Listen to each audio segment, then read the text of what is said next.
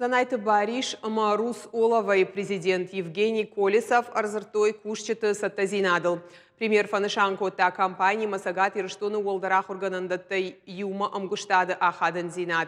Башты егаудар куштуаттай ЮУ. Компании промышленного фажотта штыркомышышты Сагат Кавказа Хахом Металлургон институты студенттан. Уолдарах органандон Марус Олова саттаканын студентты практикон саттазинады фадыл базард. Умай Уолдайман хаш сау компаниян кушчыта саттаканын базард бафышыныл.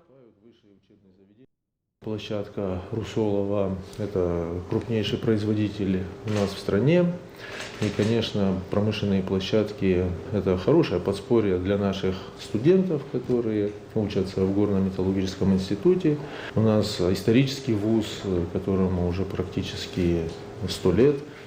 И он имеет, конечно, большие результаты своей деятельности. Выходцы нашего высшего учебного заведения зарекомендовали себя на различных площадках производственных нашей большой страны. Республика всячески поддерживает.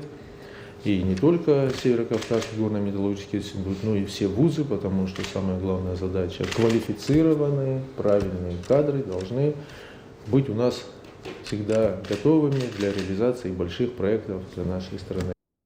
По институту и по специалистам, по профессионалам, которые выходцев с этого института, конечно, наслышаны. От Москвы до самой до окраин. Выбор, он просто, это не хаотичный, выбор целенаправленный вашего вуза конкретно, потому что специалистов знаем прекрасно. Я уже был в декабре месяце, видел глаза студентов, живые, горящие, все. Поэтому первый вопрос – это, конечно, тесное сотрудничество в подготовке кадров, профессиональных кадров на наши объекты.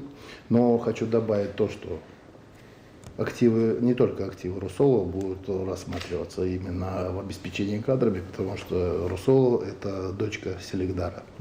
Селигдар входит в десятку крупных золотодобывающих промышленных холдингов России.